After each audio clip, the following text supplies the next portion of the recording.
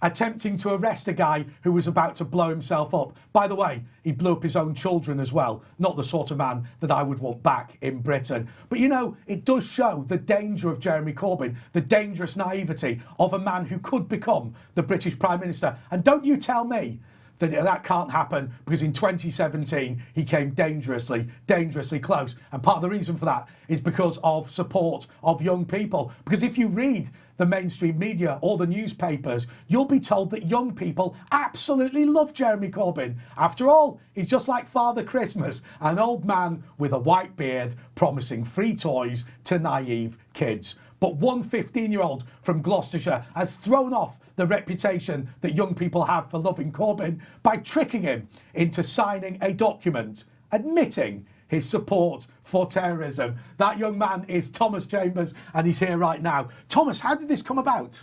Over the half term, I was working. I heard that it's coming to Gloucester Uni campus, so I quickly rushed home. I print off the poster.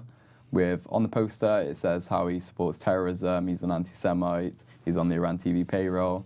With the anti-Semitism part, the Labour Party are discriminatory to Jews and how they have received lots of anti-Semitic comments.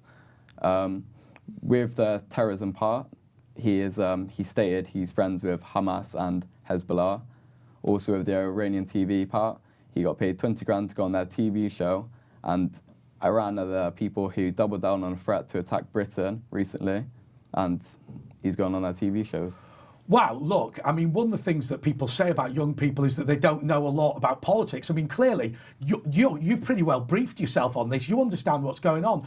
But one of the things that just struck me was, you know, that you mentioned that you came back from work. And obviously, you know, a lot of young people don't have jobs, and presumably the fact you do work is why you feel the way you do. But, you know, how much support does Jeremy Corbyn have amongst young people? On the mainstream media, it says he gets a lot. But however, in my school, I've received nothing but praise, and they thought it was all hilarious, presuming that they do not like him.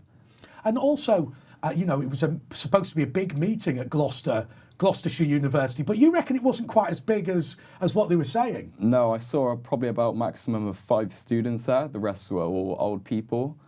I was quite surprised about that, to be honest. Yeah, because, of course, you know, there's all these hippie lefty type people, you know, the vegan crowd and people like that. You know, I just wonder whether we're being unfair to young people and saying that they're too stupid to understand about Jeremy Corbyn, saying they're too stupid to understand about terrorism and anti-Semitism. But it sounds like you feel like maybe in your school, people are not that naive. No, I believe people have got quite good sense at my school, as there's agreeing with me with what I've done, and they just don't agree with Jeremy Corbyn and how he acts.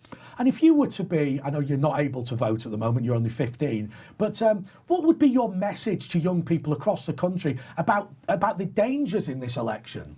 I advise them to, when they can, grow up. If he's still in power, do not vote for him. He's a dangerous man. He doesn't know how to run the country properly. And I suppose there's always a big question about whether young people are willing to be conservative now. Look, as you said before, you have a part-time job, therefore you're a taxpayer, therefore presumably you're going to be more conservative than average. But, you know, do you think that Boris Johnson gets any cut-through with young people? I mean, do your friends at school like him? Well, all of my friends are the Conservative Party. We all like the Conservative Party. We love Boris. We believe he's a great man. Now, also, look, it's very obvious that you've come into this studio today. You're a bit of a chancer, a bit of a troublemaker. What more trouble are you going to cause in this election? Well, I might just go to the next meeting, make him sign a resignation letter, do us all a favour. That'd be absolutely sensational. Well, look, I suppose the other question is about your future and what you're going to do. I mean, look, here at Leading Edge and here at No Holds Barred, we're desperate to see you get more involved in politics. Are we going to see you in the future maybe run for Parliament? I'd love to pursue a career in politics. It's an amazing job to do. And I suppose attempting to get rid of Jeremy Corbyn is going to be your first act of what we hope will be a glittering career. It's my first goal, and I want to pursue that. Absolutely. Well, hey, look, we need more people, more young people like Thomas Chambers who are willing to stand up to Jeremy Corbyn because, of course, he is a danger, not just to older people, not just to Jewish people, not just to those who oppose terrorism, but actually the young people who he wishes to saddle with debt and leave them, you know, permanently in economic strife. Anyway, Thomas, thank you so much for coming in. Now, this is the moment you've all been waiting for. We reveal who is going to get this Order of Lenin. That is our award for Loony Lefty of the Week.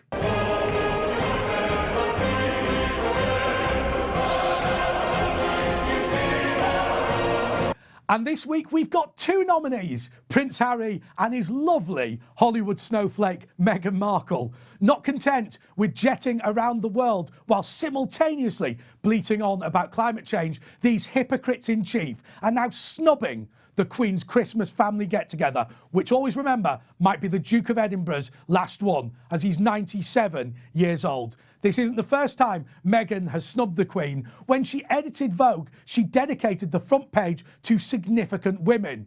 She included all the usual suspects, like Greta Thunderbird, but couldn't find space to mention her boss, the British monarch. She wasn't, of course, going to snub the Queen's offer of a free house on the Windsor estate. After all, leftists are nothing if not parasitic. Now, I can't give the award to Prince Harry because he did serve his country in Afghanistan and by all accounts is a nice, if slightly thick, guy.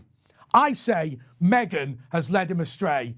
Who knew that just after we thought we'd defeated communism, a member of the British royal family would bring it back? Now, unfortunately, Harry and Meghan couldn't be here today, but we've got this wonderful cardboard cutout of them, which actually, in the case of Meghan, has more personality than the real thing. Well, anyway, Harry, Meghan, I'm sorry you couldn't be here. Glad that these puppets were here on your behalf. We'll be sending you the Order of Lenin, just as we sent it to Jeremy Corbyn last week. Well, this week, of course, has been all about the old and the new. Mike Graham, star of Talk Radio, thank you so much. And Thomas Chambers, rising star of conservatism, well done. And keep up the fight against international terrorism and socialism, which, of course, we'll be doing again when we join you next week. Before then, goodbye.